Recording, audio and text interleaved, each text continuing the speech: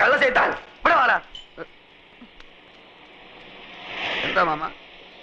78 43 കൂട്ടിയാൽ എത്രണ്ടാ? 8 3 11. പിന്നെ 7 4 11 121 അല്ലേ? ഇതെത്ര? അത് 111. ഇങ്ങനെയാണ് കണക്ക് ചെയ്താൽ 10 രൂപയ്ക്ക് എന്റെ ബാപ്പ കൊണ്ടുപോയി തരൂ. ഇയാളെ മുടിപ്പിക്കാനായിട്ട് കുടിക്കാണില്ലേ?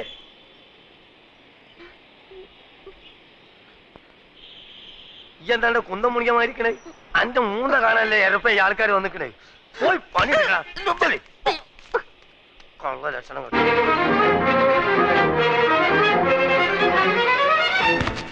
എടാ ദൂരെ എന്റെ എടാ ദൂരത്തില് എനിക്കറിയാം നീ സ്റ്റേഷനിൽ വന്ന കാണും തിരക്കിനിടപെട്ട് വട്ടം കറങ്ങിണ്ടാവുന്ന. ഞാനും നിന്റെ പരിധി എവിടെ കാണാൻ? നിന്റെ ഈ മുടിഞ്ഞ കട കണ്ടുപിടിക്കാൻ ഞാൻ എവിടെയൊക്കെ അന്വേഷിച്ചു. നീ നിങ്ങൾക്ക് കുടിക്കാൻ എന്ത് ജ്യൂസാ വേണ്ടിയത്? Grape, pineapple, orange, mango, sathukudi? ഇനി എനിക്ക് എന്തിനാടാ ജ്യൂസ്? നിന്നെ കണ്ടപ്പോ തന്നെ എല്ലാ ജ്യൂസും ഒരുമിച്ച് കുടിച്ച പോലെ ആയില്ലേ? എവിടെ നിന്റെ അർത്ഥ കൈക്ക് ഉപ്പ് തേക്കാത്ത മാമ? നിന്റെ കട കൊള്ളാമല്ലോ. നിന്റെ മാമ തട്ടിപ്പോയാല് പിന്നെ ഈ കട നിനക്കായിരിക്കും അല്ലേ? ധാരണ്ട് ഞമ്മക്ക് അറിഞ്ഞൂടാ. ദൂരെ ദൂരത്തില്ലേ? നിനക്ക് എന്നെ മനസ്സിലായില്ലേ? എടാ ഒരു ബെഞ്ചിലിരുന്ന് പഠിച്ച് ഒരു പാത്രത്തിലുണ്ട് ഒരു സിനിമ 3-4 പ്രാവശ്യം ഒരുമിച്ച് കണ്ടേടാ. ദൂരെ നിനക്ക് എന്നെ നിനക്ക് എന്നെ മനസ്സിലായില്ലടാ. കാള് തെറ്റി. പടച്ചോനാണ് മാമ. ഞമ്മക്ക് ഈ ചെയ്താൻ അറിഞ്ഞൂടാ. അറിഞ്ഞുകൂടാത്തവനാണെങ്കിൽ എങ്ങനെയാണ് അർത്ഥം ഇപ്പൊക്കെ എന്റെ മാമ? നാട്ടുകാർ പറഞ്ഞു കൊടുത്തായിരിക്കും. അതെ ഒന്ന് വന്നാട്ടെ വരീ. അതെ ഈ ചെക്കന്റെ പേര് 100 എന്നാണ് ആൾക്കാരെ പറഞ്ഞത്. അതാരെങ്കിലും പറഞ്ഞു തരണോ? ഇമാതിരി മുമ്പിലായക്കാരെ ഞാൻ ദിവസേന കാണുന്നുണ്ട്. ഞാൻ അങ്ങനത്തെ ആളൊന്നുമല്ല. ഇതൊക്കെ ചോദിക്കാൻ നിങ്ങളാരാ? നിന്റെ പേര് എനിക്ക് ആരും പറഞ്ഞു തന്നില്ലേ? നിങ്ങളുടെ പേര് തന്നിട്ട് എനിക്ക് എന്ത് കാര്യം? കാര്യം തന്നെ എനിക്ക് പറയുമ്പോ കേക്കാം. നീ ഇപ്പൊ പറഞ്ഞില്ല അർത്ഥമായിക്ക് ഇപ്പൊ കേൾക്കാത്തൊരു മാമനെ പറ്റി. ആ മാമാണ് ഈ മാമ. അയ്യോ മാമ സോറി മാമ, ഞാൻ അങ്ങനെ ഉദ്ദേശിച്ചൊന്നും പറഞ്ഞല്ല. ഞാൻ ചുമ്മാ പറഞ്ഞ നിർത്തണം. നമുക്ക് ഈ എന്താ നമ്മളെ മാമാന്ന് വിളിക്കണേ? എന്റെ അമ്മ എന്താ നമ്മളെ പെങ്ങളച്ചാ? ഇല്ലാത്ത പരിചയം കാട്ടി ഓരോരോ ഹമാറുകൾ വലിഞ്ഞു കയറും കേരളക്കാരെ പറയിപ്പിക്കാൻ. മേലാലിന്റെ പൂടിയന്റെ ചുറ്റുവട്ടത്തിൽ എങ്ങാനും കണ്ടാൽ എന്റെ കാൽ അടിച്ചിട്ട് ഞാൻ എൽഷേപ്പാക്കും. ആ പോ പോ ഇങ്ങോട്ട് പോ കളവേ.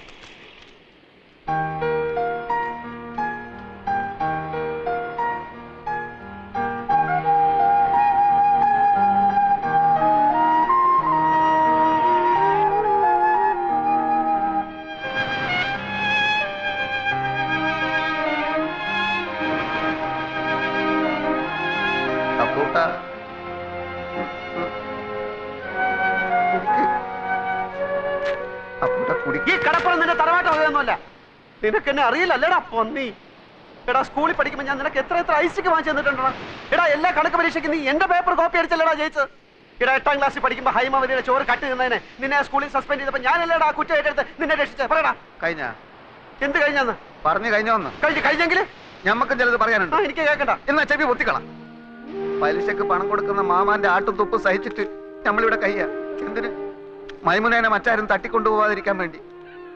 ശമ്പളമില്ല, നല്ലൊരു ഷഡ്ഡി വാങ്ങാനുള്ള പൈസ പോലും അയാൾ തരില്ല. സഹിക്കുക.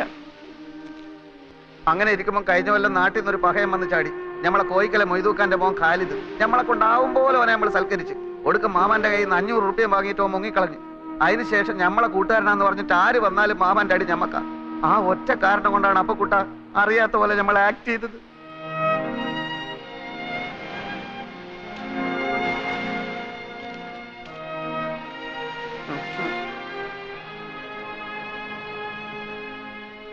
എന്നാലും ഒരെന്നാലുമില്ല. എന്റെ ഈ വിഷമം മാറണമെങ്കിൽ നീ എനിക്ക് ചില സഹായങ്ങൾ ചെയ്തു തരണം. എന്ത് സഹായം? അച്ഛന്റെ കേസിന്റെ കാര്യം ഞാൻ എഴുതിയിരുന്നല്ലോ. പെൻഷൻ വരെ അവർ പിടിച്ചു വെച്ചു. ഇളയ പെങ്ങളാണെങ്കിൽ മെഡിസിൻ 3ാം വർഷമാണ്. കേസും ഫീസും ചെലവും നടത്തി ഒരു വഴിയാധാരത്തിന്റെ വക്കിലാണ് ഞാൻ. വീട് വിൽക്കാൻ നോക്കിയപ്പോൾ ഇവിടുത്തെ അളിയെ സമ്മതിക്കുന്നില്ല. നാട്ടിൽ ചെന്ന കടക്കാരെല്ലാം കൂടെ എന്നെ എടുത്തിട്ടിരിക്കുന്നു. ഈ അവസ്ഥയിൽ എനിക്ക് എന്ത് സഹായമാണ് വേണ്ടതെന്ന് നിനക്ക് ഊഹിച്ചൂടെ? ഊഹിക്കാം. ആദ്യം കിടക്കാനൊരു സ്ഥലം, അതെ, പിന്നെ ഒരു പണി. അതെ, രണ്ടും നടക്കൂല. നൂറേ മോനെ അപ്പക്കുട്ടാ, നമ്മൾ തലയായിക്ക് നേടിയാന്ന് അറിയാം നിനക്ക്? ഇത് അങ്ങോട്ട് നോക്ക്. ആ ജ്യൂസ് കടയുടെ പിന്നിലൊരു മറയുണ്ട്. അവിടെയുള്ളൊരു ബെഞ്ചിലാണ്. നല്ല വീതിയുള്ള ബെഞ്ചാണോ? ബെഞ്ചിന് വീതി ഉണ്ടോ ഇല്ലയോ എന്നുള്ളതല്ല പ്രശ്നം. പകൽ നേരത്ത് മാമ വരുമ്പോ എന്നെ അവിടെ കാണില്ല. അങ്ങനെ കിടക്കാനൊരിടം കിട്ടി.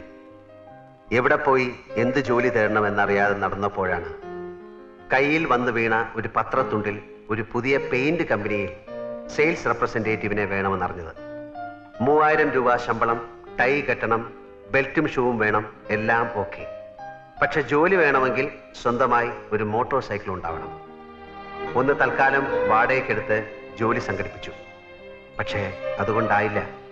നൂറിനോട് കാര്യം അവതരിപ്പിച്ചു. നിങ്ങൾ നിങ്ങളുടെ ഇഷ്ടം പോലെ ചെയ്യ്. ബാപ്പ എങ്ങാനും അറിഞ്ഞാ അറിയാലോ. അറിയാ എന്റെ കരളെ.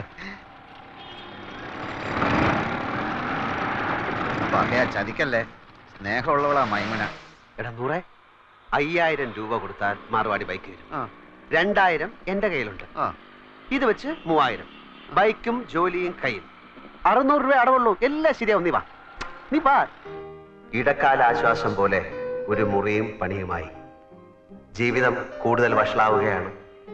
ആഹാരവും വാടകയും പെട്രോളും കഴിയുമ്പോൾ ശമ്പളം തീരുന്നു. 3 മാസമായി ബൈക്കിന്റെ കുടിശ്ശിക അടച്ചിട്ടില്ല. ബൈക്ക് വാങ്ങാൻ കാശ് എന്ന മാർവാടിയുടെ ഗുണ്ടകൾ അത് പിടിച്ചു വാങ്ങാൻ തപ്പി നടപ്പ് തുടങ്ങി. അതിലും കഷ്ടമാണ് നൂറിന്റെ മുഖത്ത് നോക്കാൻ. മൈമുനയുടെ 3000ന്റെ പലിശ കയറി വരുന്നു.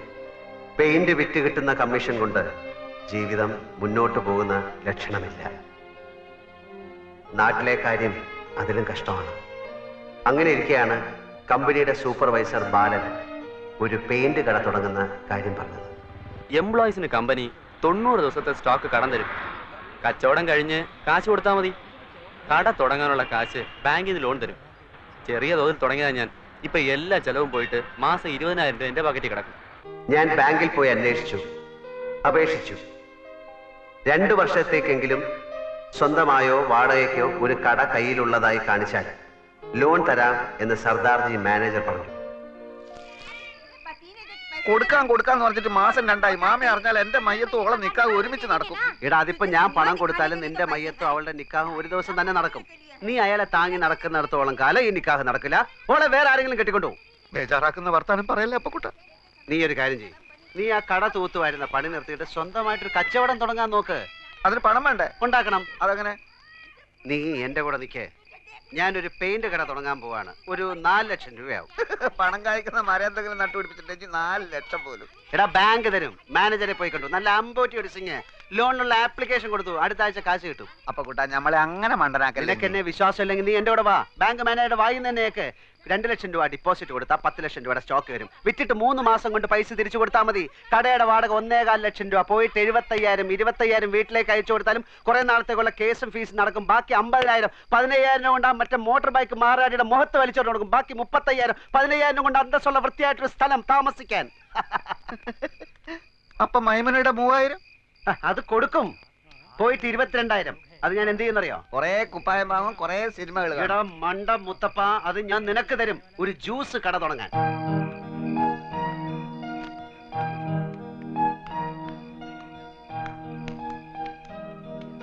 പക്ഷേ ഇതൊക്കെ നടക്കണമെങ്കിൽ ചെറിയൊരു പ്രശ്നമുണ്ട്. എന്ത്?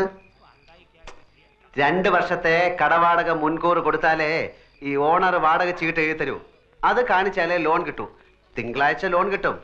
5 ദിവസത്തേക്ക് ഒരു 1.25 ലക്ഷം രൂപ ലോൺ കിട്ടി. അപ്പൊ തന്നെ തിരിച്ചു കൊടുത്തേക്കാം. നിനക്കാരാ എത്ര ഉറുപ്പ്യ കടം തരിക? നീ വിചാരിച്ചാലേ നടക്കും. നീ വിചാരിച്ചാൽ അത് നടക്കും. അതെങ്ങനെ? നിന്റെ മാമ എടുത്ത് ചോദിച്ചാൽ. നടന്നു തന്നെ.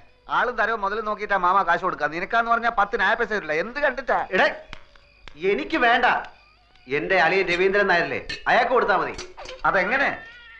ഞാൻ കാര്യങ്ങൾ വിശദമായിട്ട് പറയാം. നീ എന്റെ കൂടെ ഒന്ന് നിന്നാ മതി. ഇതൊന്നും എനിക്ക് വേണ്ടിയിട്ട് മാത്രമല്ല കേട്ടോ. മൈമുനയുടെ നിക്കാതെ നിന്റെ മയ്യത്ത് ഒരുമിച്ച് അടക്കാതിരിക്കാൻ കൂടി വേണ്ടിട്ടോ ഞാൻ ഇതൊക്കെ പറയുന്നത്. ഇതൊക്കെ എങ്ങനെ നടക്കും ആദ്യം പറ.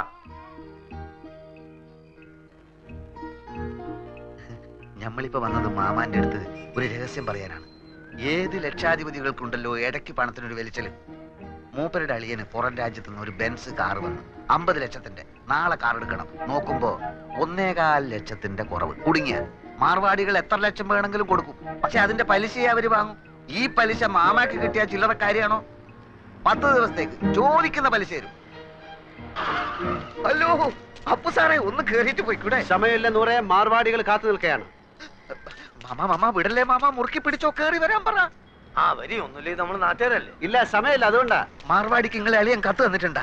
തന്ന് കണ്ട ഇംഗ്ലീഷിലാണ് എഴുത്ത്. പ്രിയ മാർവാടി കൊടു 1.25 ലക്ഷം അപ്പുക്കുട്ടന്. അല്ല, നിങ്ങൾ അളിയൻ എവിടാ പണി? ശരി, ഇന്ന് എവിടാ താമസം? എല്ലാം ആ കാർഡിലുണ്ട്. എന്താ ചോദിക്കാ? അല്ല ഒന്നുമില്ല, അതിപ്പം എല്ലാം തുറന്ന് പറഞ്ഞോ മാമ. അത് അപ്പുക്കുട്ട സാറേ, കണ്ട മാർവാടികൾക്ക് കൊടുക്കുന്ന പലിശ നമ്മുടെ മാമക്ക് കൊടുക്കൂടെ? അന്നോട് ഇവിടെ ചാണ്ടാ പറഞ്ഞു കടന്നു പോലെ ഒത്ത് നിങ്ങൾ ചാവിടിക്ക്. അല്ലെങ്കിൽ 1.25 ലക്ഷത്തിന് മാർവാടിക്ക് എന്ത് പലിശ കൊടുക്കും? അളിയന്റെ പലിശ അല്ല പ്രശ്നം, കാര്യങ്ങൾ നല്ല വെട്ടിയും തീയും പോലെ നടക്കണം. പലിശ എത്ര വേണമെങ്കിലും കൊടുക്കും. 1.25 ലക്ഷം എടുത്ത് കൊടുക്കും മാമ. ഇവിടെ ഉദ്യോഗമോ ബിസിനസ്സോ ഇല്ലാത്ത ആൾക്കൊന്നും പണം കൊടുക്കൂല. ഒരു കാര്യം ചെയ്, ഞാൻ നാളെ നിങ്ങൾ അളിയന്റെ വീട്ടിലേക്ക് വരാം. നിങ്ങൾ അവിടെ ഉണ്ടാവുമല്ലോ? നാളെ ഞാൻ ഉണ്ടാവില്ല, ഞാൻ ഡൽഹി വരെ ഒന്ന് പോകും. അതെന്തിന്? ഒരാളെ കാണാൻ 3-4 ദിവസം കഴിഞ്ഞ് വരും. എന്റെ നൂറേ, എടാ നൂറേ. എന്താ മാമ? എന്റെ കൂട്ടുകാരൻ പോവാണ്. നൂറുടെ വാ. ഇല്ല, ഓൻ വരുന്നില്ല, ഓൻ ഇവിടെ പണിയുണ്ട്. നിങ്ങൾ പോയിക്കോളി. അപ്പൊ ശരി, ലേശം കാര്യം.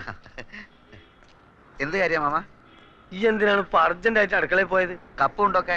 എടാ പ്രായം കഴിഞ്ഞ ഒരു പെൺകുട്ടിയില്ലാവത്ത് എത്ര കിട്ടിയാലും പഠിക്കൂലെന്ന് വെച്ചാൽ.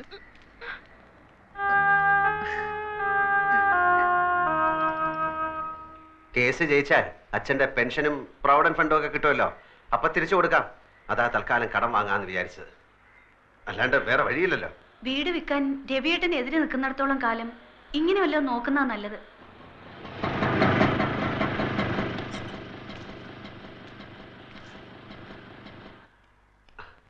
അവരെ കാണുന്നില്ലല്ലോ, 10:30 മണിക്ക് വരാന്ന് പറഞ്ഞ 2 ദിവസം ഞാൻ കുളിക്കുകയോ ഷേവ് ചെയ്യുകയോ ഒക്കെ ചെയ്തു. അതിനെന്താ, ചേട്ടൻ ഇവിടെ കുളിക്കാലോ.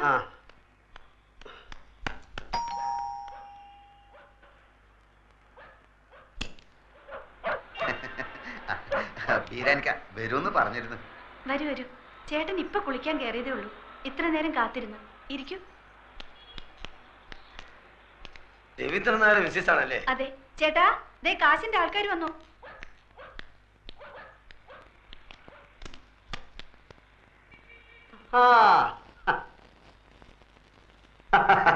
ബീരാനിക്കല്ലേ? ഇതാണ് ആള്.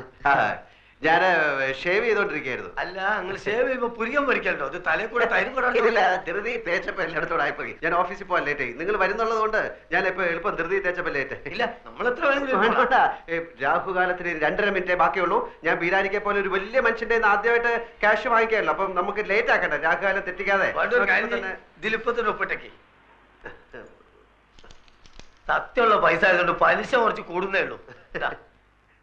സാരമില്ല, ആവശ്യക്കാരന് ഔചിത്യമില്ലല്ലോ. ഇവിടെ